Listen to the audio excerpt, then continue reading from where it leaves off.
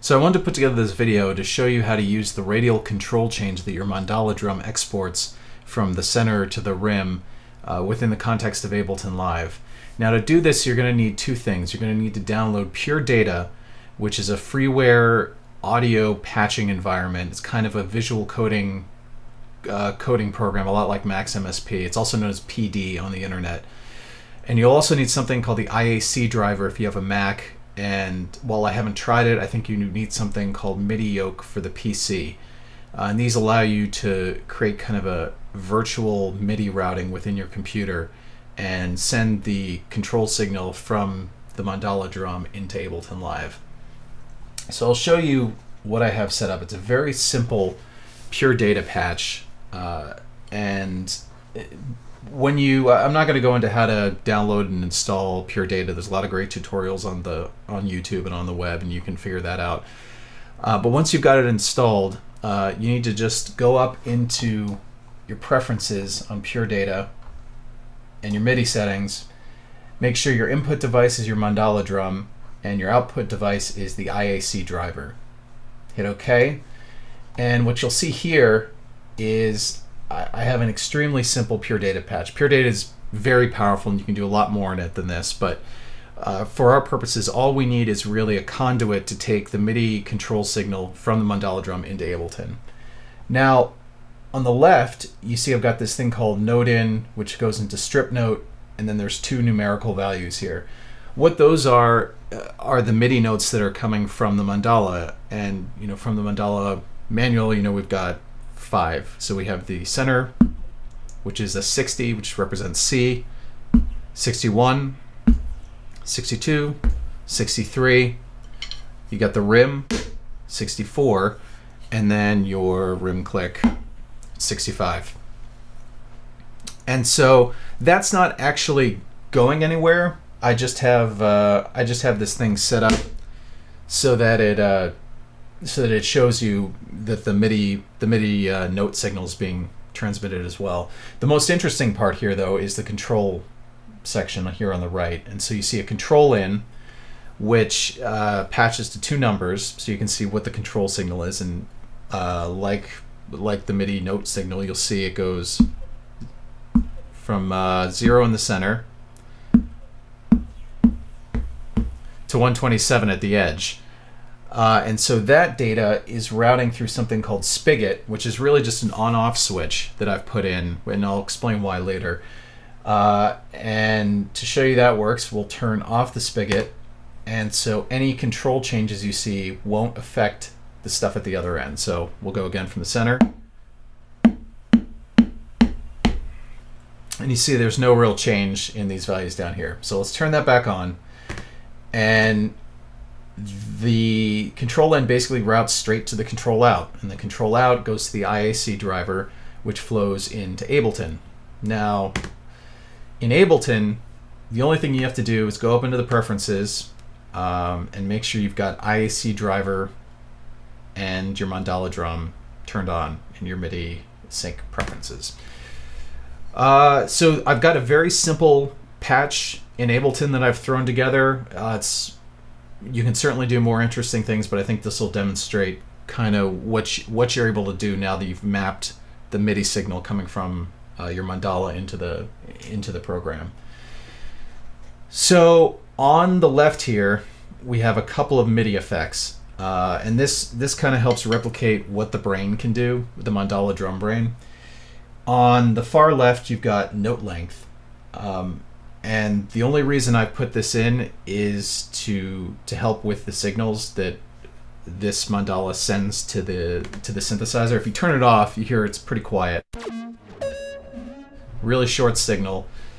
And I found that it does that with a couple of the drum patches I've been using, and so you can use the note length and tune it to sustain the drum hit for just a little longer, so it picks up the full essence of the patch you're using. Next, I have a scale, and the one on the left basically fixes the note.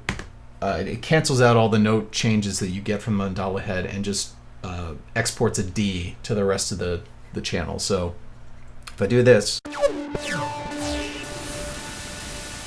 you'll notice that the pitch of the note doesn't change.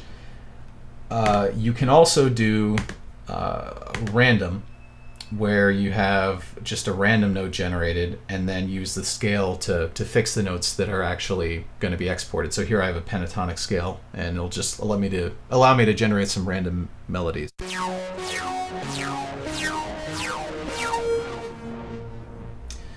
Okay, and so I'll put it back on the D just for now, and I'll minimize these so we can see the rest of the patch. So after that, the MIDI signal flows into the analog synth that's in Ableton. And again, you can use anything here. You can use a drum rack, you can use tension, you can use operator, you could use a VST synth of your choice.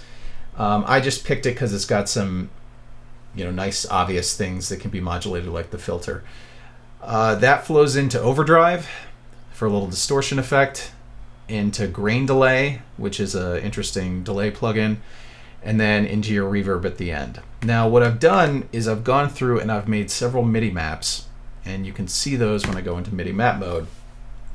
You'll see that I mapped the frequency to the radial change, so the frequency cutoff, I should say, starts low in the center and becomes more open as you go out. I've mapped the inverse radial change to the resonance, so it starts out high resonance in the center, and the filter goes to low resonance at the outside, so it becomes drier. On the overdrive, I've mapped the frequency that the overdrive picks up to low in the center, high at the edge. On the grain delay, the spray value increases as you go out, as does the frequency value that gets picked up. And then for the reverb, what I've actually done is I've mapped the edge, the edge of the Mandala Drum, to turn the freeze of the reverb on and off. So when you turn it on, the reverb sound sustains indefinitely until you hit it off again. And I'll show you how to map both those. It's really easy. Let's do the reverb size. And so it's at 500 right now. If I want to map that to the control signal, to the radial control change, basically you just click on that parameter on size and then play or rub your finger along the edge, and it's mapped. And so if you go out, what you'll see is as I hit this, you get a change in the room reverb size. And so we'll undo that. Actually, we'll just turn it off, delete it. The other thing you could do is map it to a specific note. And to do that, what you're going to have to do is go back into Pure Data. And this is why I put the spigot in. You'll turn it off. And so now the note values will read through. And so we go back into MIDI map mode, click on the parameter you want, or the reverb size, and we'll just do the center. So now what you'll get is the center will turn that on and off. Now you'll notice that no sound's being generated. Anytime you map one of the actual notes in Ableton, it loses its ability to generate a note value. And so that's why I did the rim. So I have this full playing surface available to me, and it still, does pitch changes and things. So let's go back and turn off the room size. So we have the original patch again. And I guess I'll just play this a little bit, and you can watch the control values change. Now I wish there was a way I could do this without Pure Data, but I think you just need something to go between the Mandala Drum brain and Ableton Live. But it's extremely powerful, and I'll let you guys just listen to what I got here.